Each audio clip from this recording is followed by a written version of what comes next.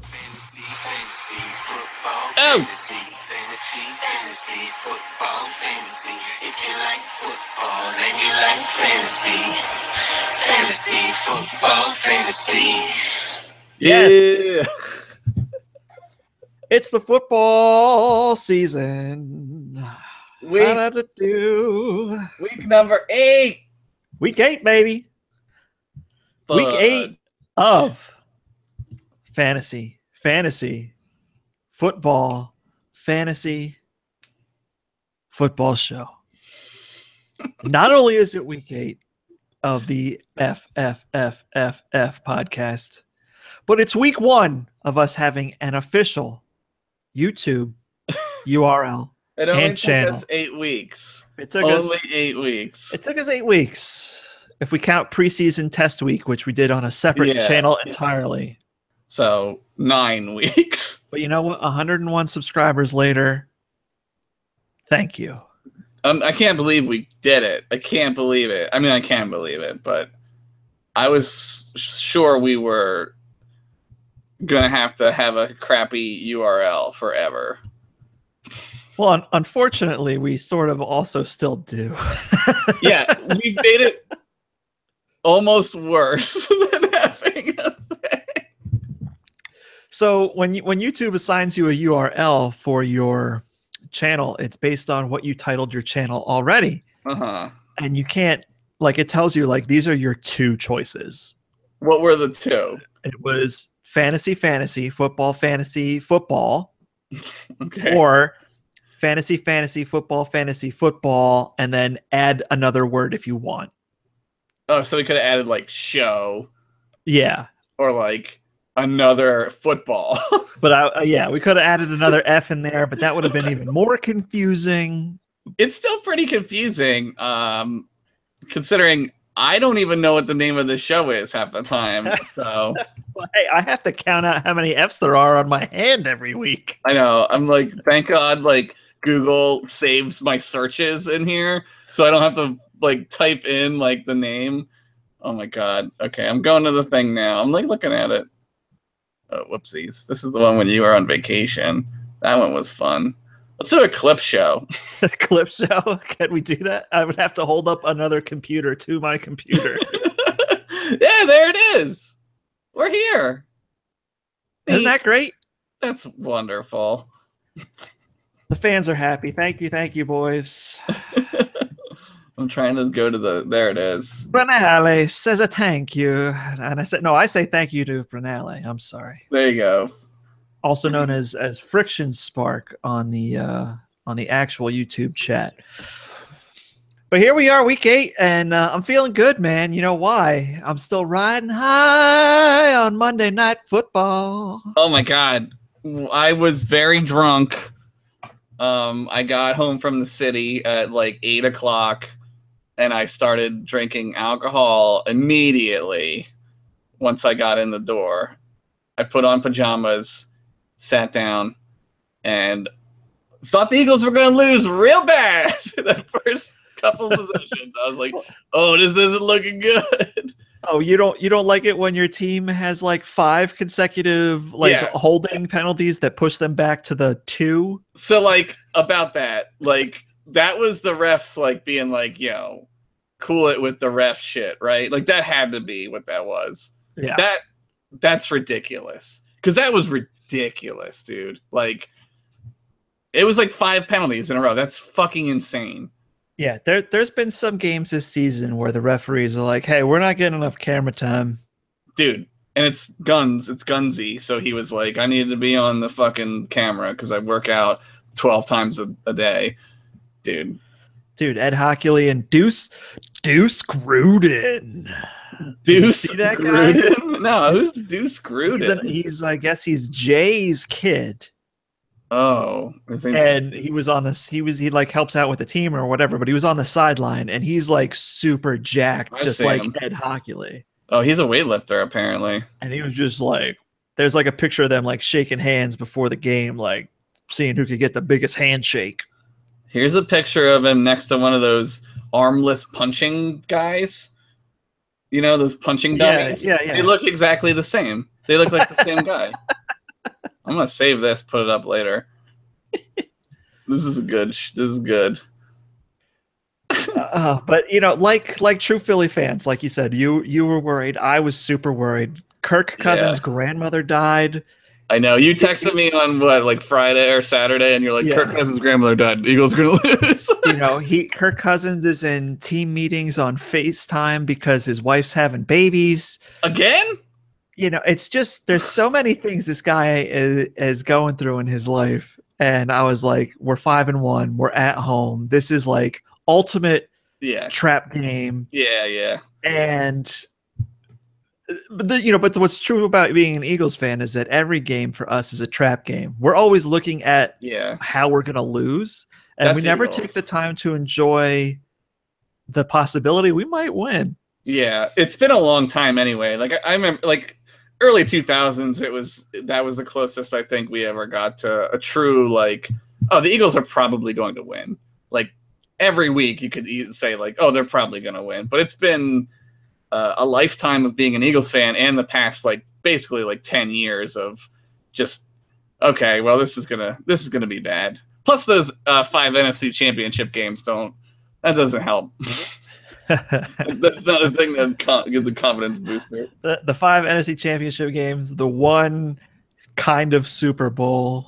Oh, God, they locked Terrell Owens in that Michael Jackson chamber. They put him in that freezer thing that they do now. They go in that freezer closet and they just stand there, and it's like, what is that doing? That's not a thing. That's weight loss. We're making your body so cold it's hypothermic. Is that what it did? And it makes it shiver? Is that the idea? Yeah, I guess it's crazy. That's not a real thing. I know our girl Christy Mack does that sometimes. Oh yeah, okay. You know, it's like minus 103, and you're just like, yep, I like it. Dude, never in my life. I would not. I'd be like, nah, I would rather just be like fat. I don't want to be in a cold closet. But that was the start of the week, and it was pretty good. And what made me feel even better was today, obviously learning we had 101 subscribers, getting the official URL, which they can't take back no matter how many of you leave. Yes, we have it. Boom. But we were met this week with a deluge. Oh my God! Of listener emails. Another podcast I'm on, M-Class Podcast, also had a deluge of emails. So keep it going, guys. I would like to say, first of all, thank you very much. But definitely 100% keep it up, especially because we have some real good ones, and we're going to dive into those right now. Oh, man. The Red Lobster listener emails. Red Lobster. When he write you good, take his ass to Red Lobster.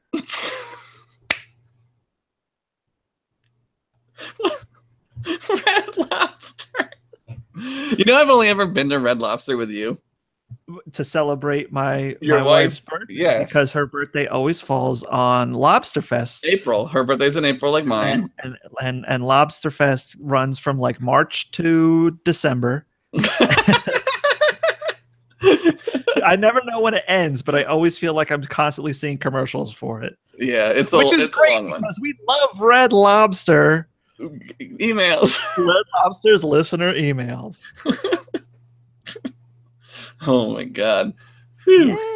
All right. So first up, we have an email from Johnny Escobedo. Ooh.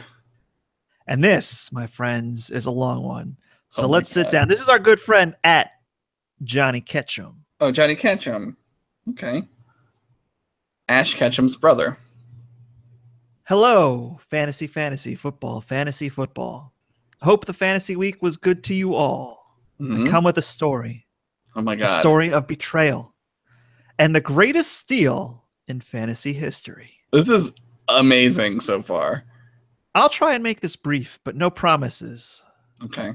Now, he says some stuff here about what we could cut out, but I'm going to read the whole goddamn thing because that's how much we like you guys. Just do it. I have a fantasy league that started as an 8-team friend league and has turned into a 14-team family league. 14 teams. People drafting like anybody in that league. That is absurd. There aren't even 14 NFL teams. We'll have to Y'all look got into practice squads that. going out there every week. All right. My girlfriend has ruled our league for the past 4 years. That's incredible. But this year I was determined to take her and the others down, as they've all made me look like the taco of our league. And if you're not familiar with the taco reference, he's referencing taco on FX's series The League. I don't watch The League. Taco is very simple. I finished either dead last or right in the middle every year, except the last, where I started just coming up out of nowhere, but still failed to make a playoff run. All that mattered to me was beating my brother-in-law and dad every year, which I have for the most part, with the exception of my dad, who has bested me every year. Damn. I decided to bait my dad weeks in advance before our draft. Oh my Him God. being the lifelong Raiders fan that he is, I used this to my advantage and kept teasing him that I'd be drafting a Raider with my first pick. But which one? I would not tell. Oh. Once we got our draft positions, I started hinting at wide receiver, something in reality I'd only do if I were able to get Antonio Brown or Odell Beckham. Right. I was drafting third, and he was second, with our newest member drafting first. Knowing the first pick would be a bust, he actually took David Johnson, so not bad for a non-football watching player, but unfortunate for him because David Johnson's season ended almost immediately. Great first pick, but whoops.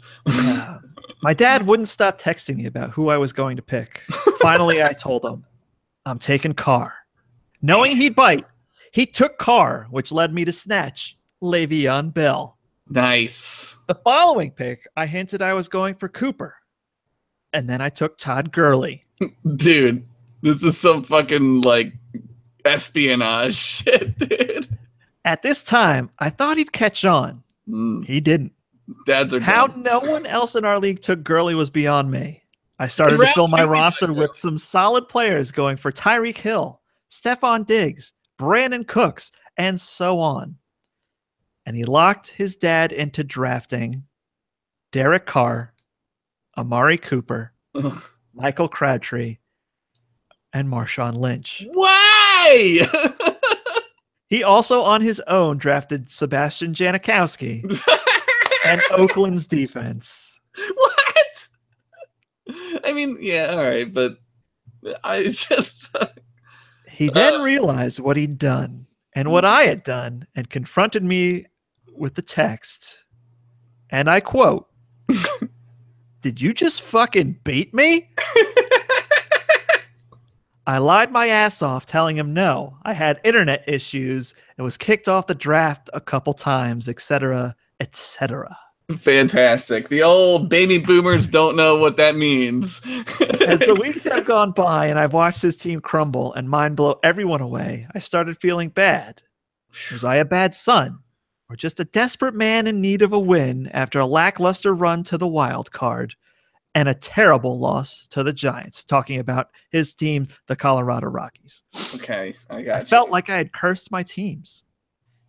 Feeling bad and talking about his fantasy woes, I propositioned him some help and made a trade I knew he might reject just because of his love for the Raiders and his hate for the Patriots. He tried to offer him Brandon Cooks for Amari Cooper. Amari Cooper, right.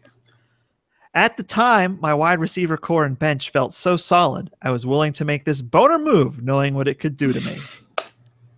So that's how I ended up with Amari Cooper. And he played him. Who I had a feeling, the smallest feeling, but a feeling nonetheless, that Cooper would bounce back. What I did not expect was being forced to play him out of fear that either Chris Hogan or Stephon Diggs may not play. And he didn't want to drop Tyreek Hill. Yeah. And so it looks like he once again baited his dad. This is incredible. This is incredible. I'm all about this. Here's the thing. Dads and sons have that thing, right? That competitive thing. I'm all about burying your dad. Like, I used to compete with my dad at like fishing. Like we go fishing and like I would catch like a ton of fish and he would get really mad at me. I don't care. I don't feel bad. If you didn't want to get beat, if you didn't want to get your ass beat, you shouldn't have had me. I'm just fucking better than you. Fucking deal with it, Dad. You fuck. You shitty fuck. I love this. This is incredible. I love it. That was a really tremendous story, and I can't believe that in a league where a dad has been around for this long, that he fell for that. That's incredible. That was great work. And that's exactly the kind of stories we're looking to hear. Yeah, that was brilliant. I don't know if anyone's going to top that this year. I mean, I'm certainly not. My leagues are just dog shit. But that was A+. I like the thought. I like the strategy. You got to do it, man. You got to do what you got to do. Winning is important. Like the Raiders would say, like Al Davis would say, just win, baby. That's right. Just win. Good on you. I hope your season continues to be great, and I hope that Amari Cooper trade was just the start of Amari Cooper's turnaround. What a ridiculous timing. What succulent timing. Succulent timing. I love it. All right, next up we have 2 letters from Peter Helene. Mm-hmm. Luke and Josh, thanks for answering my question a few weeks ago. NFL Street is better. Okay. All right. I mean, I don't recall. You picked NFL Street. I said I like Blitz. Oh, I did. Okay, cool. And then I'm listening to the show while watching the Pigskin and today's Thanksgiving for shitty games. The Bears, the Panthers, the Dolphins, the Jets, the Steelers. Must be my birthday. My question today, which team has the best chance of making the playoffs in the AFC? The Bills, the Raiders, the Ravens, or the Jags? I know the Raiders are the best option here, but they play in a tough division, and I feel like Carr is one hit away from being out for the year. Your thoughts, Josh? Oh, that's a good question. I just off the top of my head, I would say the Jaguars. They're not in a strong division, right? The South is a little weak. I would say the Bills, but I mean, what are they, 4-2, right? And the Dolphins are 4-2 somehow. Yeah, question mark? Yes. But so I don't know what's going on with the AFC East. I would say the Jaguars have probably the best chance. Yeah, I think the Ravens are pretty out of it. Yeah, they're done, right? And I'm sorry, I have the game on here, and the ball just ricocheted off the center fielder's head. It hit the ground and smacked him in the face. We gotta wait for our fantasy baseball podcast to talk about that. We have to do that all the time. All right. Anyway, Ravens are pretty much out of it. The Raiders are still in the hunt, obviously, after beating Kansas City like they did. Like that, yeah. And the Bills, it's a tough division to get out of, or conference, division. But the Jags, the South is so weak that they could have 2 teams come out of there. The Houston's playing really well. The Jags are also playing pretty well, and I think those 2 are going to be jockeying for. One's going to get a home field game, and the other one's going to get the wild card. Yeah. So, but you're not wrong though. To me, it comes down to the Bills/Raiders as the other wild card. Yeah, who's going to be the other one? And I really couldn't tell you who's going to be, because it all depends on Carr's health, whether or not LaShawn McCoy stays healthy. Right. So there's a lot of factors there. So I would vote Jags as well. Yeah, the Patriots are going to win the East, right? So yeah, barring some catastrophic catastrophe. So you got to figure the Bills' best chance is the wild card then, but who knows, right? Who knows? Maybe, I mean, I don't know. Who knows? Maybe the Ravens somehow start winning. I don't know. This whole season is so fucking crazy. It is. It's been absolutely nuts. It's weird. One weird year. Peter Helene has a follow-up question for us here that's a little less serious. Okay. Is Todd Bowles the best coach in football for sideline watching? He's never too animated. He's surprisingly cool. shows emotions sometimes, question mark, and has the amazing ability to remain still for a 15-minute period. He's a living And if it's not Todd Bowles, why does CBS and Fox cut to him so much? Is he the most interesting person on the Jets? He's their best player still. He hasn't played in like 30 years or whatever it is, but he's still good. I don't know. I don't watch a lot of Jets games. Surprised. I know it's a shocker. Do they cut to him a lot? I guess I don't know. They used to cut to what's his name a whole bunch. The Giants coach, Troy. Tom Coughlin. Troy McCoughlin. That's what I was gonna say. Troy McCoughlin. Like, I may or may not be on cold medicine right now. Yeah, they used to cut to him a lot, but like, yeah, I don't know. He doesn't do anything though, right? Like, yeah, no, you're right. Is that why they do it? I don't know. It's sometimes you just get those cuts of like stoic coaches just like thinking, yeah, well, they're trying to like repress the anger. They're trying to bury not everybody's like Harbaugh used to be. God, I loved watching him on the sidelines because he flipped out over everything. He was a lunatic. But God, that guy could win. Yeah, when he was winning, and then he was like, "Oh, I hate my team. I hate everything about my team." Well, you can't be like a dictator for professional football. Like that's why it works in college where he's at, right? But like that shit don't fly in the NFL where guys are making $100 million of dollars. Yeah, you can't tell a guy who made like $50,000 in a day, like, don't do this. Like, they're gonna be like, "Oh, okay." It's the Chip Kelly shit. He tried to do that shit here, and it just wasn't working, man. Yeah, those smoothies were good though. Apparently. All right, next up, we have a letter from Phil Montgomery. Hey, Phil. Oh, yes. Hey, Luke and Josh. Your advice has helped me rise to the top of my fantasy league this year. So thank you so much for all the insight and entertainment so far this season. I hope football still exists. I hope football still exists next year and that you will keep up this awesome work. It's looking like it might. Yeah, I hope we all still exist. That would be great. That would also be good. In an ESPN league, Tom Brady has been my QB all season so far, and I was actually able to pick up Deshaun Watson as my backup. Good pickup. My question is, with Brady underperforming the last 3 weeks in a row, do you think I would be safe to start leaning more on Watson moving forward, or should I ride it out with Brady and hope the numbers pick back up? Thank you so much, Phil. Sorry, I'm choking. I also have Deshaun Watson in my NFL.com league. Okay. And I start him all the time. I have Russell Wilson. So it's not the same comparison, I don't think. But I don't think there's anything wrong with starting him a lot. Like, he's been playing like crazy, dude. Like, start him. Fuck it. You know? I don't know. Brady might get better later if he survives this year because he's getting hit a whole bunch. But he usually does, right? He gets better as the year goes on. I don't know. We're in week 8, so there's not a whole lot left. But like, I don't know, man. I would say start him if you wanted to. To me, it's like a wash. Like, pick one, right? I would start him. I wouldn't have a problem with it. You would start who? Brady? Watson. Okay.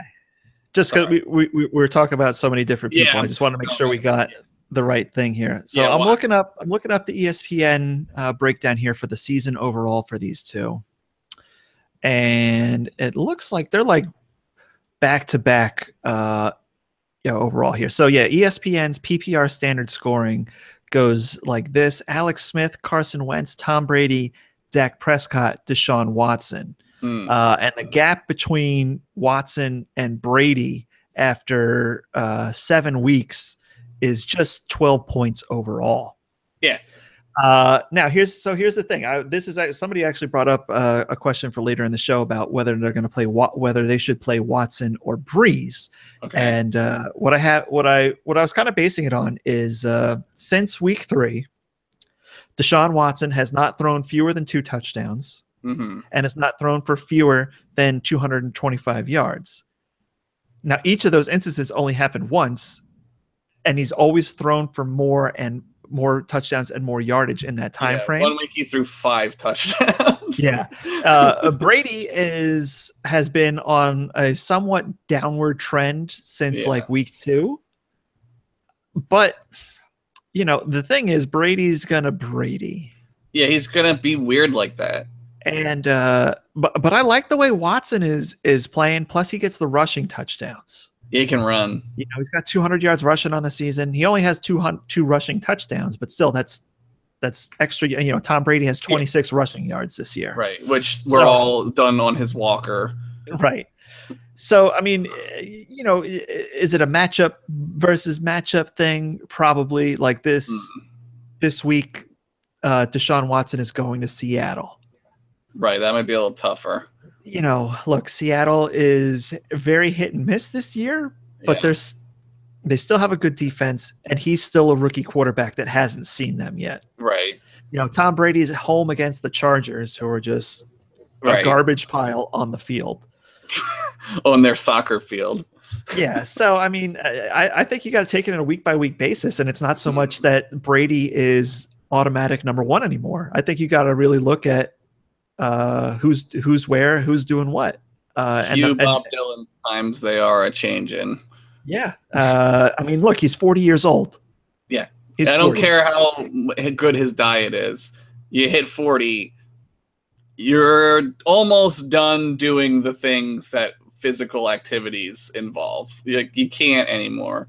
And but he is Tom Brady though, right? So like maybe he throws like 6 touchdowns next week. I don't know, but it's entirely possible. But I'm not feeling it. I mean, against the Chargers, it's possible, but they might also get up to so much of a lead that you're going to have guys like, Dion Lewis running, whichever running back they decide to go with this week. Rex Burkhead. I mix those 2 guys up. Hey, they're both white. It's all right. That's why. All right, our next letter comes to us from KJ Sandwich, a.k.a. Curtis Janwich. Okay. No, he's KJ Sandwich on Twitter. Yeah. I like the a.k.a. A.k.a. alias, also known as. Have you ever been victim to starting somebody who was questionable only for him to be taken out at the last minute, like I was this week with Leonard Fournette? Yeah. Yeah, that's happened. I mean, that's a thing. It's the worst feeling, but I mean, it happens to everybody. So it happened, I think, to somebody that I was playing in our league. They didn't put someone in. I probably was Mike. No, it wasn't Mike. It was sub for sub, whoever that is. Oh, I was gonna say Mike is like super notorio for being like, I'm just gonna leave this guy in. Yeah, he's still starting Andrew Luck from last year. Yeah, still got him in. Curtis adds, I love the show, keep it up, but I would change the name because it's impossible to find you just by searching you on YouTube. Good news! Now you can search us on YouTube by username because we have an official URL. Fantasy football. I got it. He did it. Ba-ba-ba-da.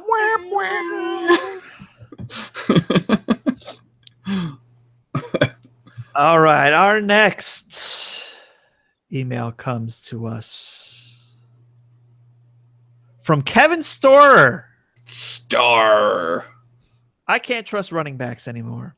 A lot of teams are splitting touches between 2 or even 3 backs in a game. To make it worse, I'm in a 16-team league, so the waiver wire is pretty thin. 16 teams. God bless you. Start another league. Get another league. I'm tired of getting 3 or 4 points out of a guy that could get 15 if he just got the touches. I don't know. Thoughts? P.S. Is Latavius Murray a fluke, or is he going to be the real deal? Ooh.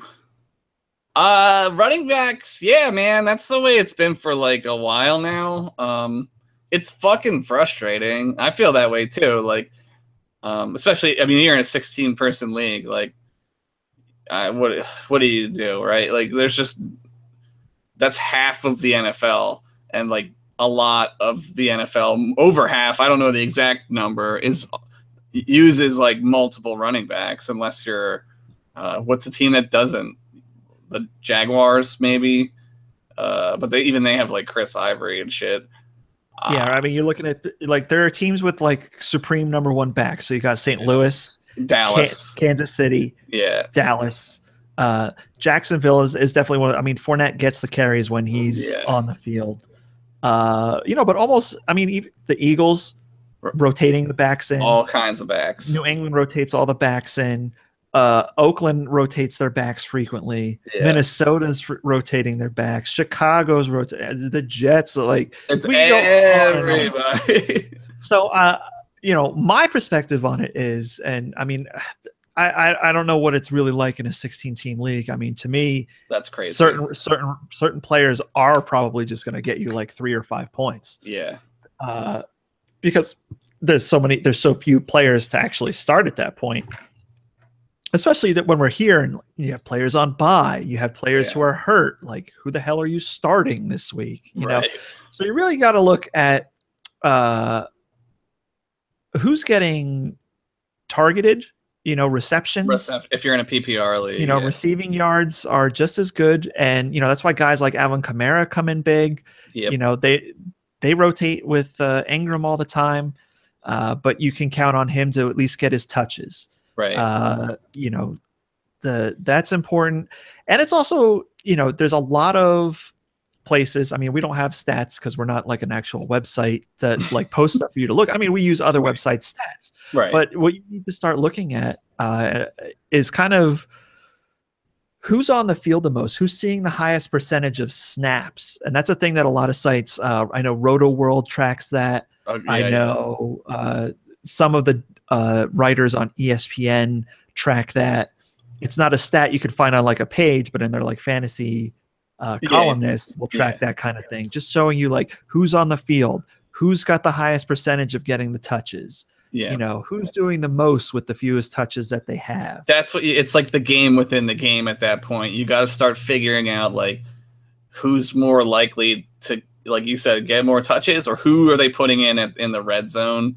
Like if they're on the 5, even if they're in the 20, like in the red zone, like backs bust out 20-yard runs for touchdowns. It happens. Like, you want to increase the chances of that being a thing to get the most out of your players. Yeah, when you're in a 16-team league and we're talking about at least 8 starting players in a week, I mean, you really that's crazy. Do just have to look at percentages and hope that the percentages you're getting are going to be higher than the percentages the guy you're playing that week gets. Yeah, it's attrition at that point. It's just straight up sucking dicks for points, which is like what I'm doing in our league. Like, I'd like need points because we got like players in our league like Ian who just score like 150 points a week. It's like insane, man. Yeah, it's tough. I don't know. It's tough even for me. I mean, I'm doing well in our league, but like if I don't score more than 120 points, it's like, oh shit, I lost. Yep, that's crazy. Like, that's crazy. But as to Latavius Murray, I think that's a situation that is going to change week to week. Like, Minnesota's a team that is going to go with the hot hand. We saw it the one week where McKinnon was the hot guy. Oh. Last week, Murray was the hot guy. I think they're both worth playing, especially if you have a 16-team league. Yeah, Murray. Jesus. Yeah. But yes, I hope that answers your question. We have another email from Kevin Storr. Okay. This one is not a question, just one. Letting us know that he did ship our tasty cakes and hopes they get to us swiftly. In reality, and this means everyone involved with Continue, so that means everybody but me. I've been entertained for a long time without giving back, so eat up, get diabetes, and die. Yeah! I hope soon! He says, Luke was great on Continue Cast last week and needs to be on more often, especially if he brings my sponsorship up like that again. That only guarantees more free cake. More free cake. Lastly, anything I write to you guys can be read on whatever podcast, so no worries. I appreciate the shout out. By the way, it was a big box, so if that was a P.O. box I sent it to, get it before it gets lost. Don't worry, it's being shipped to my house. Yeah. Delivered fresh by Kevin Storr Distribution, servicing the greater Harrisonburg, Bridgewater, and Mount Crawford, Virginia areas. Those 2 emails coming straight from our favorite distributor, Kevin That's right. Storer. Thank you, Kevin. That's a great email. Thank you for the tasty cakes. And we have one final email this week. The most emails of all the weeks. Oh my goodness. This comes from our friend Heck You Paul. Heck you, Paul. That's his new Paul Grasso. soundbite. All right. Hey guys, thought I'd forego my weekly question on Twitter this time to shoot you an email. Sweet. I'd like to start things off by saying that I truly enjoy the show and look forward to it every Wednesday. You guys always deliver sage advice and never disappoint with the laughs. I don't know about the sage advice part. Look, here's the thing about our advice on this show. It's going to work for someone. That's true. It's perfect. It's like the perfect system. We're like fortune tellers. You're looking for something. The Alamo. It's in the basement. Someone will always get something out of an episode. That's true. Whether or not it's you, I don't know. Okay. I've got a couple of questions this week, which is why I thought an email would be more appropriate than a tweet. My first question is Derek Carr versus the Bills or Alex Smith versus Denver for my QB this week. I know neither is ideal, but I don't really have a free bench spot to pick up another quarterback with a more favorable matchup. I'm going to tip my hand on maybe one of my picks later. I think Denver is terrible. I don't know what's going on. They're like the AFC Arizona Cardinals right now. Like, I don't know what Denver's doing. Their defense is really not great, and they can't score. So I know that doesn't help Alex Smith's points, but I would go Alex Smith. I would definitely go Alex Smith. Yeah, I'm with you. And here's why. Alex Smith is home. Yes. Kansas City at home. You got to go with Kansas City at home. Yeah. Plus, here are his stats from all his home games this season, excluding the Philadelphia. Well, you know what? I'll include the Philadelphia game. Philadelphia game, 250 yards, 1 touchdown. That was a really tough game. Yeah, yeah. You know, we got a real good sense of like the Philadelphia defense was not like a fluke, right? Right. Okay. Against the against the Washington football team, 293 yards, 1 touchdown, 7 rushes for 56 yards and 1 touchdown. Okay. So against 2. Pittsburgh, 246 yards, 1 touchdown. Not amazing, but no interceptions, no turnovers. Very good. And of course, even last week at Oakland, you know, they didn't win the game, but he lit it up. But at home, he's been tremendous. What do we got? 250 plus 300. That's 550, 2 touchdowns and another 2-4. So he's 750, 3 touchdowns passing, you know, and 1 rushing touchdown at home this season. No interceptions. No interceptions on the season at all to this point. Which is crazy because he should have thrown about probably 4 of them by now. Some of those, that one, what was it? It like bounced off the dude and then they caught it in the end zone or some shit last week. That was wild. That was wild. Like, hey, it still counts. Yeah, and you know, sometimes it just goes that way. I will say this about Mr. Alex Smith.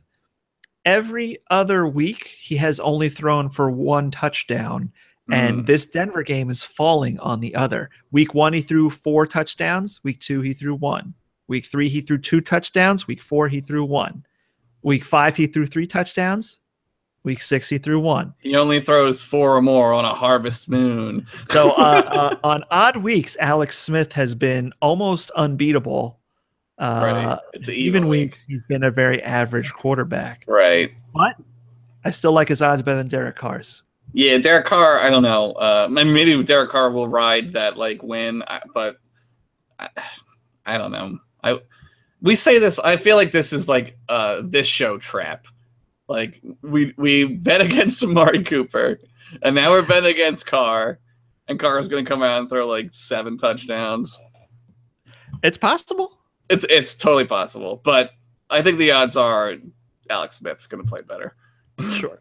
All right, my second question is what the hell happened to Demaryius Thomas? He has disappointed me almost every week so far, and I'm pretty bummed I drafted him semi-early on. Is it even worth keeping him around, or should I drop his ass and try to snag someone who will actually net me more than a point each week? Denver's messed up, man. I don't know, like, what's going on over there? Like, oh, I know, Trevor Siemian. Yeah, let's look at Demaryius Thomas here. 5 for 67, 6 for 71, 6 for 98, 1 for 11. That's The pretty bye good. week, 10 for 133 Mhm. against the Giants. And then last week, 2 for 9. Yeah, that's really bad. Oof. I mean, those are Amari Cooper like statistics.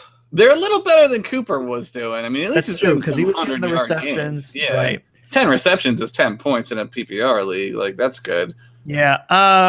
It's tough because Demaryius Thomas is still a great receiver and he's still the number one out there. It's not like he was like a number 3, like Emmanuel Sanders was like only good with Peyton Manning. Right. It's tough. I mean, you got to hold on to him because dropping him just Someone's begs gonna for go. trouble, right? Yeah, you're flirting with disaster. But it's not too late to try and dupe somebody into a trade for him, where you could probably get a mid-range wide receiver 2, wide receiver 3 for him on the hope that he's going to turn it around and be that wide receiver 1 for somebody else. Yeah, man. But you gotta bench the dude. Yeah, you can't play him, right? You can't play him at this point. I mean, he has to do something. The Broncos are a disaster right now. Like I don't know. Yeah, they're bad. I mean, even ESPN is like, he may get 70 yards this week. He has no touchdowns on this season, which is outrageous. Insane. Yeah. But like Denver didn't score last week. Like, you're a professional football team. Like, you can't get 3 points. Kickers can kick 61-yard field goals, especially in Denver, where like they're in space for fuck's sakes. You just like touch the ball and it goes through the uprights. It's ridiculous. Okay, I'm looking at his team here because he has a third question, which I can't really help you with because he sent images of his team roster, so you may not be able to help with this. So we're not going to help with this on the show live, but what we are going to do is going to take a look at this and then we will email you. We'll audit your team. We'll let you know the answer to this question. He sent us a couple things and said, is this the good roster to set for this week? Right. So I can't share the pictures with you over chat. Yeah. So that ends that for now. But thank you, everybody, for your Red Lobster listener emails. Eating good in the neighborhood. Red Lobster. Is that them? No. Who is that? I was going to say, who is that? Is that Golden Corral? No, Eating good. It might be. Oh, God, Golden Corral. Oh, my God. Let's eating good in the neighborhood. Let's see. Applebee's. It's Applebee's. Yeah, Applebee's. Crapplebee's. Sorry, Red Lobster. Next week it'll be the Applebee's emails of the week. Next week, all the listener emails are going to be delivered by Kevin Storer Distribution. Yes. It's going to be the official listener email sponsor next week. I can already tell you right now.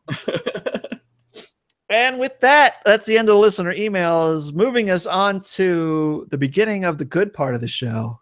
Yeah. Which is a downgrade from the great part of the show, which we just were on. Yeah. It's time for the Wendy's waiver wire. Snags you want. Right now, get a 4-piece chicken nuggets. I'm sorry. I read that wrong because I'm so used to the chicken nuggets. It's the Wendy's waiver wire snags you want, brought to you by Wendy's new chicken tenders. Yes. They're larger than nuggets with all the flavor. I'm just reading the ad copy, guys. I'm just reading the ad copy. That's good. That's really good. They sent it to us. Wendy's waiver wire snags you want this week are New England Patriots running back Dion Lewis. Yes. 43 carries, 227 yards, 2 touchdowns on the season. Almost all of that coming the last few weeks. Mm-hmm. Yeah, he seems to be a lot more involved. I would even say like Gillisley's probably like not a thing anymore. Yeah, but I feel like Gillisley's like on the shit list, right? I don't know what's going on. I have him. I don't know what to do with him. So, but Dion Lewis is getting the majority of the at least the early game carries and some of the between the 20s carries. I mean, White's out there for his receptions. Burkhead was apparently the closer last week.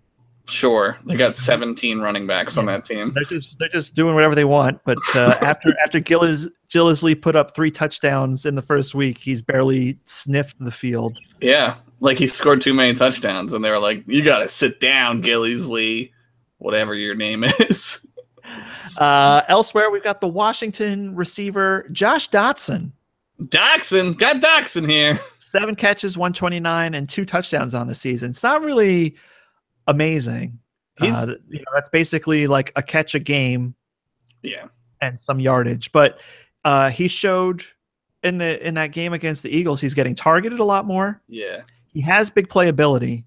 He's fast, and he's pretty much the only dependable receiver they have right now because Terrell Pryor is a bucket of chum. Terrell Pryor, man, like what? What the hell, man? Is he only good on the Browns? Is that what it is? It's got to be something. And I can't believe that they gave up Pierre Garçon on the hopes Terrell Pryor might do something. It's like, hey, crazy. When you're actually required to be a wide receiver that contributes to a team that has playoff aspirations, you got to catch the football and run. But that's Washington. They do really stupid things. So it's true. And finally, if you still didn't get him after weeks of recommending you pick him up, Philadelphia Eagles running back Wendell Smallwood. He looks great. He looks great. He's not gonna run like, I don't know, that much, but when he does, man, like it's pretty. Like it's a pretty run. That dude knows how to run football. Yeah, he's their most versatile back. He'll be on the field the most for touches. He'll get rushes and receptions. He didn't have a huge game. His first game back from a little bit of an injury against Washington. But he looked good when he was on the field. Blunt is going to get his carries, but you know that they want Smallwood out there so that you can't tell it's going to be a run. Yeah, that's another reason why teams do that stuff, right? Like they'll switch running backs to deceive the defense into, because if it's Blunt, like Blunt's probably going to run, right? Like like they're not going to throw to Blunt too many times. So they threw to him the one time they had to this season. Yeah, and he caught it. He caught it for a touchdown, which was great. But otherwise, I mean, the waiver wire is really slim right now. Mm-hmm. It's really slim. It's like World War I, like casualty list slim. Like, I don't know, man. It's crazy. This year is a fucking meat chopper, dude. It's fucking people go in, meat comes out. I don't know what to say. It sucks. I don't like to see it. Tape those ankles. Right? Tape those ankles. Wear all the knee braces in advance that you can. Put armor on. Wear like a fucking knight outfit out there. It's true. Okay, yes. Go out there in full medieval armor. Do that.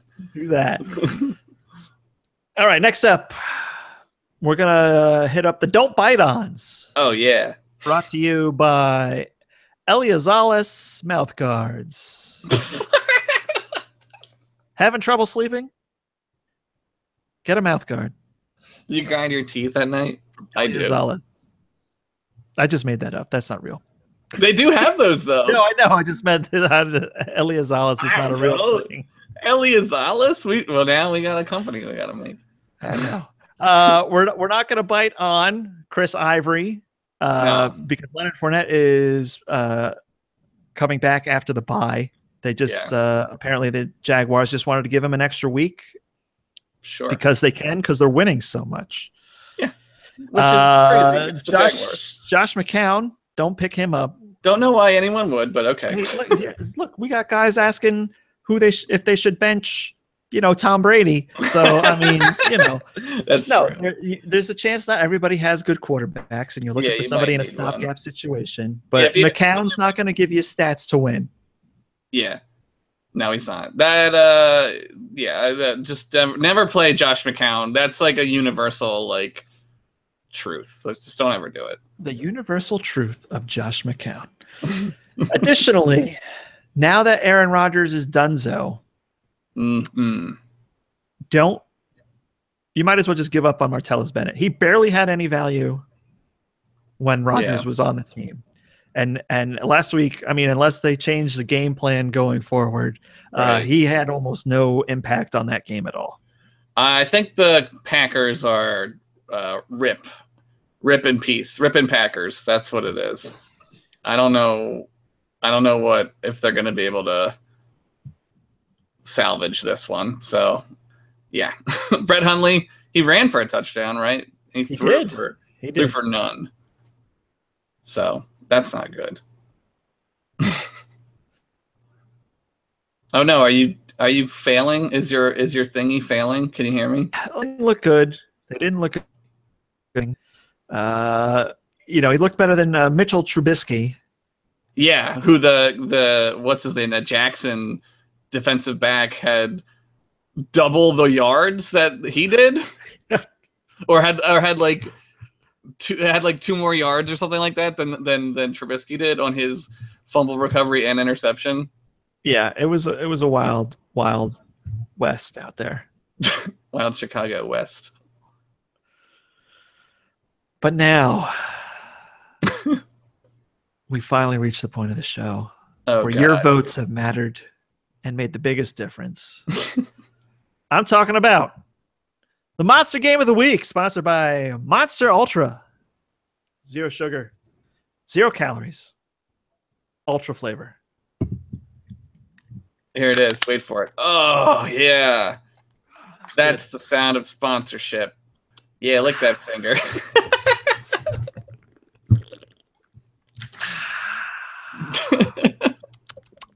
9:30 at night, drinking a Monster. Oh yeah, dude, I pay for it every night. I bet. I would be like, pew! I'm not that bad, but like, I'll go to bed at like 2, and I'm still just like thinking about shit, thinking about stuff. Yep, football. But you voted. We listened. The Monster Game of the Week, sponsored by Monster Ultra. It can only be one. Amari Cooper. Yeah. 11 catches, 210 yards, 2 touchdowns. This was a tough one. We had Carson on there, and I voted for Wentz because I thought he deserved it. But I could totally... Amari Cooper, I think, like, what a comeback, man. 210 yards is a lot. That's a lot of yards. And 2 touchdowns is great. So, I don't know where he's been, but fuck it. And he did it on a Thursday. Yeah. And it was the day after we said he was bad. Yep. So it was a little extra something in the performance this week, I think, specifically for us and our viewers and the people that voted. Yeah. They really got it this week. They're like, yeah, no, it's Amari. He must have listened to the show. That must have been the show. He put it. Somebody that follows us showed him that. Yeah, and was probably. Like, they're like, you think I'm good for fucking fleshlights? I'm Amari Cooper.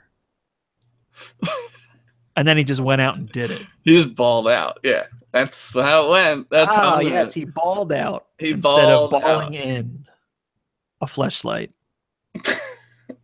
Which brings us up to our boner roster move of the week, sponsored by Fleshlight. When you don't ball hard, sounds like you need a little fleshlight in your life. You gotta practice. It's a practice. Practice. This week's boner roster move of the week, sponsored by Fleshlight. Cincinnati Bengals wide receiver AJ Green. That's a name I haven't heard in a long, long time. 3 receptions for 41 yards, which is not good. Considering the week before, he had 7 for 189 and 2 touchdowns. Oh, man. Or, I'm sorry, 1 touchdown. 1 touchdown, yeah. Yeah, I don't know. Bengals, man, something's going on over there. I think they got a little Andy Reid situation going on with Marvin Lewis. Like, I think he's been there too long, man. I don't know. Oh, he's definitely been there too long. He's got to go, dude. Like, they need to, like, get somebody else. They should get Hugh Jackson. He might be available. Yeah, pretty soon, right? No, but it's especially a shame because AJ Green right now in standard PPR is the 5th best receiver in ESPN, which is a dramatic difference from the number 1 receiver, Antonio Brown. Well, yeah. But yeah, AJ Green has been somewhat dependable. Had a rivalry matchup, which he typically exceeds in against Pittsburgh. and really just came not to play. That's sort of the Bengals.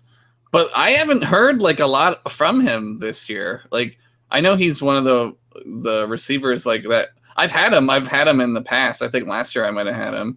He's good, but I just haven't heard hide nor hair of AJ Green. Hide nor hair. It's an old-timey expression. Well, that does it for this week's Monster Game of the Week, sponsored by Monster Ultra. The Boner Roster Move of the Week, sponsored by Fleshlight. The Now featuring and the Wendy's waiver wire snags you want. Now featuring the Abella Danger fleshlight. The Abella. Ooh, nice. I saw it. I was like, let's see who they got this week. I had to do some market research. What's her thing called? I don't know. Because they all have their special inlay. I don't know. I don't know what it's called. I know like Asa Akira's is called like the Dragon. That makes sense. Because of course. Because she's sure, I guess. Because she's a doctor. Isn't she like a doctor? Oh yeah, no, she's like crazy smart. She's super smart. I don't know if she's necessarily a doctor, but not a medical doctor. Maybe she has like a PhD or something. Yeah, it might be it. Yeah. She's not a medical doctor. Like a dentist doctor. A DDS. DDS. DVDA DDS. You know, in where you live, there's a dance studio called DVDA. Yeah, I know. I see it all the time, and I'm like, how do they not know? I want to take a picture of it every time I go past it. The Delaware Valley Dance Association. Yeah. Hey. Yeah. All right, now we're moving on to listener questions. Mm-hmm. I like the first one. It's really good. These listener questions are different from the earlier listener questions. This is a different segment. Those were listener emails. Yeah. These are straight up listener questions. And our first comes from Josh's nemesis. Yes. At Mel Gray 8. Mel. Amari Cooper. WTF? Mel, I don't know. I left him on the bench. I won in our league that I'm in with Mel. I won big. I got lots of points. But I was on Thursday. I was like, well, I'm gonna lose because he scored 33 points and he's on the bench. I don't know, man. I don't know. Like, what is he back? Who knows? Something happened. I think we're gonna find out this. I'm stuttering because I'm going in 8 different directions, but okay. I would like to say he's back, but they have a cross-country trip to Buffalo. Yeah. And it's not a easy defense to play against. Yeah. But if he shows up again this week, I think he could say for definitively, like, Amari Cooper is back. I'm playing him. Because I feel like I have to. Like, I can't do 2 weeks in a row of Amari Cooper going crazy and him sitting there. So sink or swim, he's going in, man. I don't know. We'll see. All right. There you have it. That is What the Fuck Amari Cooper. Maybe that should be a new segment. What the fuck? What the fuck Amari Cooper? No, just What the Fuck Amari Cooper. Just what the fuck Amari Cooper. What did he do this week? Every week, it's If he does well or if he does bad, it'll work. So. All right, our next listener question comes to us from at Banjo Story. Banjo Story. That was good. Thanks. Should I play Adrian Peterson or not? I don't know, man. I would say no. I don't. They're. I mean, but I'm also going in a million directions. They're not going to throw it anymore, so probably play him.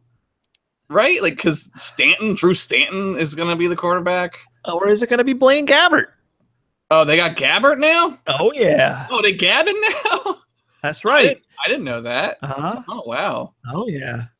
Okay, well, it still works, I guess. I don't know. Is he going to be throwing it around?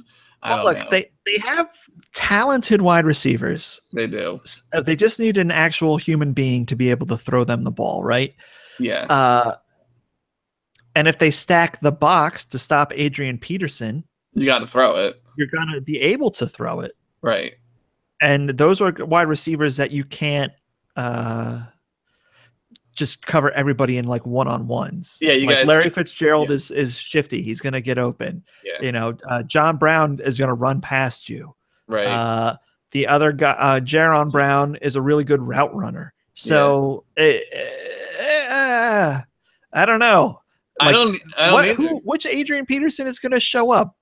The one that was just handed the playbook and ran for 7,000 yards, or the one last week that like touched the ball 11 times and got like 10 yards. It's weird, dude. I don't know. I would say no. Yeah. All right. Just because the Cardinals as a team are like, they're like a shit show right now. So like, I would say the chances of him playing well are less, but I mean, he could, like you said, like he could fucking go crazy and like run for 200 yards. I don't know, dude. It's weird. He's an enigma. He's an enigma of a man. He's an enigma wrapped in a switch, wrapped in a switch, wrapped in a bindle. A chick did not crawl out of Luke's basement, guys. That's why my wife was trying not to get on camera. And Luke doesn't even have a basement. Yeah, it's true. The Alamo doesn't even have a basement, guys. I would say, I'm like watching it happen now because I see the feed that's just a little bit too late. It's kind of creepy. It's weird. Shoes. Oh, mine's frozen. She is not as slick as she thinks she is. Everybody just thought you snuck out of the basement. What? You know what? I don't know who else you have on your team. I don't know who's on a bye. But you know what? Fuck it. I say play Adrian Peterson because the worst that's going to happen is he gets you some points instead of a lot of points. That's true. If you have like, I don't know, like Chris Ivory or Gillies Lee as running back and you have Adrian Peterson, play Adrian Peterson by all means. But if you've got like, I don't know, Elliott, which you'd be silly to do that, then no. But I don't know. Man. I don't know like what he's going to do. He's weird. He's a weird dude. One weird guy. One weird guy. All right, next up we got Brunale7. Brunale. Is Marvin Jones the real number one in Detroit? Oh my God. No, probably not. I mean, how are we defining number one, I guess, is how we have to ask, right? Because he lines up in the traditional number one wide receiver spot. He's the X receiver. Right. But Golden Tate is the guy that gets the most targets on the team. Right. And he lines up often in the slot. Yeah. So, I mean, yes, Marvin Jones is the guy who you would have matched up against the number one cornerback on a team. Yes. And Golden Tate is the other guy that just gets all the balls. They're pretty similar, actually, targets-wise. Marvin Jones has been targeted 41 times on the season, Golden Tate 48. Okay. But Tate is doing a lot more with what he's been given. He's caught 36 of those 48 for 363 yards. That's a really good percentage. Marvin Jones has only caught 20 for 280 yards. That's below 50%, and that's very bad. Tate is going to be out for a little bit. Golden Tate. So, Marvin Jones, and like we said last week, sneaky pickup Kenny Galladay is, they're both worth having this week, particularly on a Lions team that likes to throw the ball. Mm-hmm. But if Golden Tate is out, Marvin Jones is the number one. That's my answer. Yeah, they're interchangeable, right? Like that's I don't know, like who? What is happening? What are you getting texted? Am I? Yeah. The phone's blowing up. What is it, Mike? No. I told Mike to call in. Oh, right. He was supposed to. But he's a busy guy. He's in LA. Top secret things. Well, Coyd is in here, so I saw Coyd's not doing anything. Oh, what's up, Clyde? Clyde's in here. He's like, football, I don't know. That's what he says. Old Clyde Frog. Clyde. All right, KJ Sandwich back again with another question at KJ Sandwich _15. My flex this week, should I play Matt Forte or Amir Abdullah? I got a real hot, fast answer for you. Matt Forte. Yeah, never play Amir Abdullah. Oh, not never, but he's not great. Don't do that. Yeah, since coming back from his injury, Forte has been real useful. Amir Abdullah has been real subpar this season, even though they've given him like every chance to be great. Yeah, he should be really good, but he's not. So yeah, Matt Forte all day long. Next up, at Jads of all trades, would like to know, should I pick up Giannis Antetokounmpo since Aaron Rodgers is out? The Greek Freak? The Greek Freak. That's what they call him, right? Yeah, he's something else, man. Have you seen him play? I haven't seen him, but I know his name. He's super talented, super fun to watch. He's no Joel Embiid. Sure. No, Giannis is real good. And yes, if your league has an open slot for him, put him in. Add power forward / center and go for it. What a that should be a real fantasy sports, right? Oh, just mix and match. Yeah, like you pick like baseball players and like the points are like weighted appropriately. That would be crazy. That would be interesting. We'll have to take a look at how we can do that. That'd be weird. You just get like 10 players. 10 guys. 10 guys. Yeah. All right, next up, at Johnny Ketchum. Man, you guys are all over us today. Emails, tweeters. I picked up 2 running backs on a buy by accident this week. Should I be worried about my first loss? Well, if you're playing 2 guys on a buy, probably. I mean, I guess. But if it's your first loss, like who cares? Yeah, like, right. I know guys that play where they like build their team around, if they not intentionally to start with, but if they see that all of a sudden they've got like 2 or 3 guys that are on week 6, they'll take a loss. Yeah, they'll just like, I'm taking the loss that week. Yeah, because I'm not getting rid of the players. It's a smart play. I've done it before in the past where like I've had like 2 guys or 3 guys, and I was just like, well, I'm not trading or dropping somebody, so fuck it, right? Like, I don't know, maybe who's your quarterback? Maybe if you have like Watson, maybe he'll throw 5 touchdowns, he'll get 50 points. Who knows? You know, it's true. It's true. I mean, you still might somehow win. Yeah, it's who knows. People can get hurt. Running backs might not touch the ball. People might fall down some stairs. Yeah, it's a wild NFL season. It's kooky out there, man. And if you got the right players in other positions, there's a chance it's going to be close, even if you're not playing 2 running backs. Yeah, if you got Greg Zuerlein, I know he's on a bye this week because I have him. He'll score you 20 points. Oh, here he goes. He says, that's kind of what I thought of doing. I have Wentz. So, I mean, look, Wentz is going to put up the points.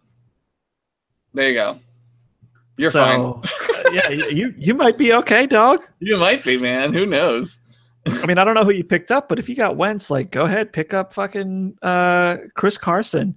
Drop another guy in there. Like, who cares? Like, you may not want to give up the people you picked up, but yeah, it'd be interesting to see. Well, I want to know. I'm curious. Let us know how that goes. Yeah, I want to know how that goes. Updated. All right, and we have our final listener question of the week, brought to us again by Branale. Should I start Deshaun Watson or Drew Brees this week? Who are the Saints playing? The Saints are playing. What did I do with all my Chicago stuff? In New Orleans. All right, then you play Drew Brees. And Houston is playing Seattle. Seattle at Seattle. Seattle. Yeah, I would play Brees. Yeah, I mean, look, you know what you're going to get, right? Like Drew Brees is going to go out there. He's going to throw for 250. He's going to get you 2-1. And that's like where he starts his week. Right. It only goes up from there. Right. That's the lowest it goes. That's not now. Look, Watson has been great. At least 2 touchdowns, at least 225 yards every week since week 3. Right. 15-5 on the year. He's a really good quarterback. I think he's going to struggle this week in Seattle. It'll be tough, and if he doesn't struggle, then I don't know what's real anymore. No, if he doesn't struggle, it won't be a surprise, really. But like, I think you go with the safer bet, and I think the upside of the safer bet is more than the chance of Watson busting out a crazy game in Seattle. So I don't know. Are you watching the football Peterson baseball? just hit a super mega moonshot bomb. Oh my God, they're gonna win. It's 1-1 in the bottom of the fifth now. Oh, Jock Peterson is so happy. I love that kid. He can't hit for shit, but he hits like the hardest balls out of the park. That's like 210 and hits like 30 home runs. Can we talk about the rise of the redhead sports star this year? You want to talk about the Ginger Jesus? Ginger Jesus and the guy on the Dodgers, that guy. That's what I'm talking about. Ginger Oh, Jesus. that's Ginger. I thought you were calling him Ginger. I call Justin Turner Ginger Jesus because he has the big beard and the long hair. Yeah, it's incredible. You know, Carson Wentz is the army of one. That's right. You're right. He's the Holy Spirit. The Father, the Son, the Holy Spirit. That's right. But yes, I'm sorry, I distracted. This is what happens when playoffs are on. I played Drew Brees. Yeah, Drew Brees. For shores. Faux shizzle. Faux cheese. That's the hashtag. Play Drew Brees. Faux shizzle. Oh, nice. There's so many hashtags we're inventing. It is. And that takes us to our Pizza Hut personal predictions for the week. Pizza Hut personal pan pizza. Still delicious after all these years. Same pizza from all these years ago because it never goes bad. All right, last week, Josh, you picked Matt Ryan, Mark Ingram as your 1B. Yeah, my 1B, yeah. Tyreek Hill. Uh-huh. And Jimmy Graham. Yeah. You had a week, my friend. I know. I saw Jimmy Graham scored, and I was like, yeah! Matt Ryan, 233-1. Not great. Not great. No turnovers. Yeah. Mark Ingram, 22 carries, 105 yards, and a touchdown. Called Very good day. Very good day. Tyreek Hill, 6 for 125 and a touchdown. Yeah. He did it. He Amari Coopered the hell out of that game. If only Amari Cooper wasn't playing, he would have been the best receiver that day. And Jimmy Graham, 3 for 51 and a touchdown. Amazing. Jimmy Graham sighting. I tell you what, what we're going to start doing is I'm going to track these, and we're going to see who has a better points week. Okay. Based on ESPN standard scoring. That's good. That's a smart idea. Between you and me. Okay. I think this week you definitely crushed me. You did all right. Carson Wentz, Melvin Gordon, Mike Evans, and Austin Seferian-Jenkins. Yeah. Carson. Oh, excuse me. Ooh, that was a weird hiccup. Carson Wentz, 268, 4-1, 8 rushes for 63 yards. And that interception was like a punt, basically. Yeah, that was a really good punterception. Second down punt. Yeah. Second down after 7 other tries on first down got halted. Melvin Gordon, 18 carries for 38 yards, really didn't do any good that week. Not great, yeah. Mike Evans, 7 for 88 and a touchdown. He scored, I saw that. Very good Mike Evans day. Yeah. And Austin Seferian-Jenkins, 3 catches, 21 yards, not that impressive, but a touchdown. A touchdown to make up for the one he lost the week before in New England. And that's if you watch last week's episode, I said Austin Seferian-Jenkins is going to get a touchdown this week. I remember he did say it. And he did do it. So I think overall, though, and again, next week, since it's the official halfway point of the season, and we're starting to kind of see where we can improve some elements of the show. Right. Yeah. I'm gonna pointalize it, and we're gonna see who has better picks every week from here on out. We're gonna get a trophy, and we're gonna have a trophy. Yes. So are we doing the picks now? So now it's time to make your Pizza Hut personal pan pizza picks of the week. Where's my fucking schedule at? Let me. Uh-oh, Josh. I thought you came prepared with your Bigfoot journal. I have it. I got it. Here's my schedule. Okay, for quarterback. I'm not feeling the Denver Broncos, so I'm saying Alex Smith is breaking the even week curse of being a game manager, and he's gonna have a big day. Running back. See, I don't know. I kind of cheated this week. I'm gonna. Well, I don't like to pick two people on the same team. Okay. But I think I'm going to. I don't know. Okay, running back. I'm picking Le'Veon Bell.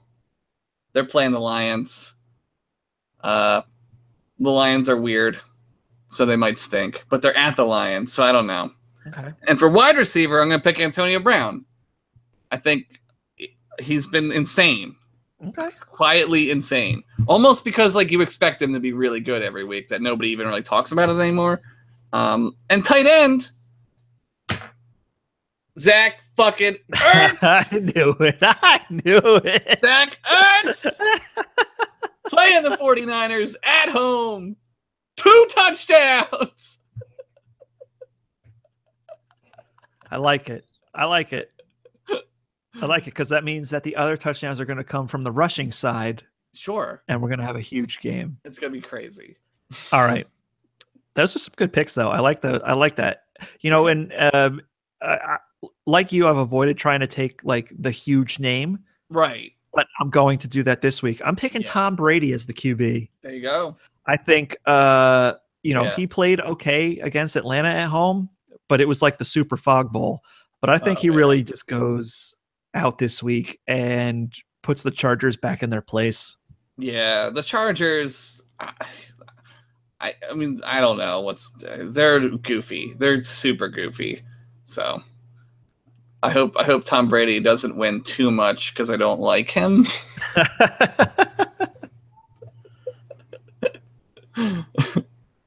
All right, elsewhere. This is gonna seem like I'm a rude dude, but yeah. I'm going back to Carlos Hyde. Okay, all right. That sounds stupid. It does, but I have to pick him because our linebacking core is pretty weak right now, and while I don't think San Francisco is going to beat us, right, I do think Carlos Hyde will do some things. Put up some numbers. I can see that. The Eagles are kind of due for a running back to run on them a little bit too. They are. It's been 8 weeks. You know what? We're 6-1. Yeah, everyone's getting a little loosey goosey. They haven't won yet. Yeah. I know the game is in Philadelphia. Trap. In true Philadelphia fashion. Yeah. That's a super trap game. That's a trap. And you know what? No, I can't do it. I can't pick this guy. I can't pick him. I'm not going to. Okay, who are you going to pick? Who are you going to pick? I was going to be like, I'm Nelson Aguilar. Oh, do it. Just to get that sneaky touchdown, but I'm not going to. I'm going to be cool. Mm-hmm. I'm going to be calm. I'm going to be collected. Okay. And I'm going to use my rational brain. Okay. And I'm going out on a super limb. Farther than Nelson Aguilar? And I'm picking Will Fuller the fifth. Will Fuller. All right. Yeah, I'm picking Will Fuller. I think Hopkins is going to get shut down. Yeah. And I think Watson is going to throw to Fuller. All right. That's going to be the guy we got. Oh, and I have to pick a tight end. Oh, my gosh. I forgot about the tight end rule. As the Zach Ertz rule.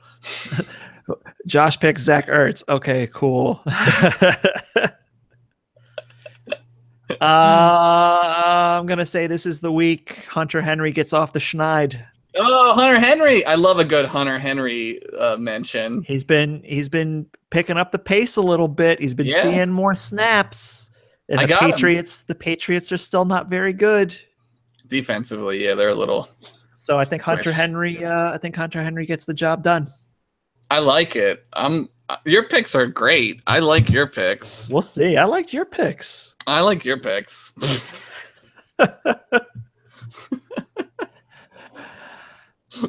Well, that brings us to the end of the show. Some of you who watched last week might be wondering, hey, didn't you say you were going to have a guest on this week? Well, we were going to. Yeah, I But forgot. my friend Ray Carcillo, a reviews editor for EGM, had a special assignment crop up that he was unable to be here this evening. Is he Batman? He is Batman. He Hold will on, be there's here. a cat here. Oh boy, cat rule.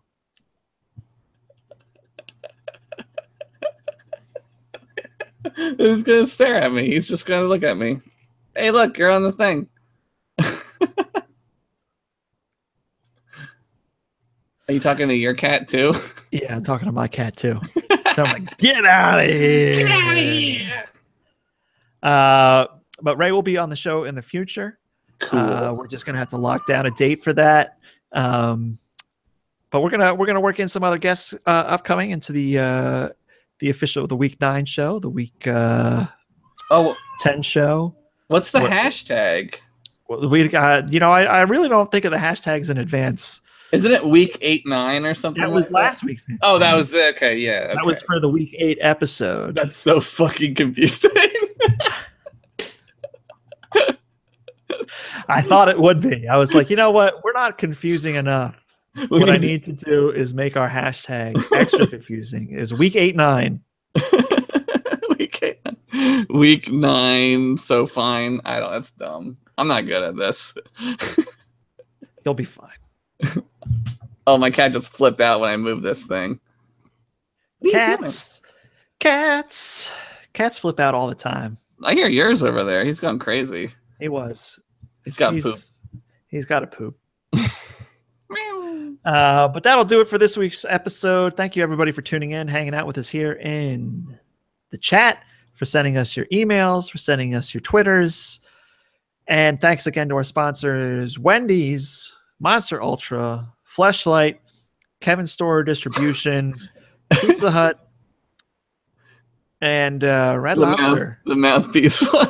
And Red Lobster. I can't even remember the name I made up. Emilio's or something? Elios? Elizondes?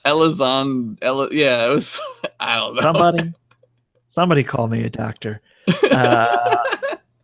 But we'll be back again next week with some hot, fresh fantasy action. Hopefully you'll be here with us. Send us your emails to fantasyfootballfantasypod@gmail.com. You can find us here on YouTube at youtube.com/fantasyfootball. Oh, I fucked it up. It's okay. Fantasy football. At Twitter at FFFFF pod. And that's all the places? Is that all the places? That's all the places. It's so much harder to do a show now on the internet. Whereas before you were like, we're on channel 3. Now it's like, here's 57 things that we do. Yeah, you really got to think about it, right? It's crazy. Plus, like, I'm on like 100 podcasts, so like, you are on many shows. Josh, where else can we find you during the week when you're not here? After this show, in like 45 minutes, you can go to the Continue show on YouTube and watch a new episode. Also, check out M Class Podcast. Also, check out Cracking the Spine show. It's a show about books. That's it. And Pretend Friends. Oh yeah, go listen to that on YouTube or on iTunes. Yeah, unlike this show, it's only available on YouTube. But thank you again, Josh. What a great show. You're a great co-host. No, you're the best. I'm the best. All right, well, I'll take that. We will see you guys in 1 week. Good luck on your fantasy football matchups. We'll see you on the other side.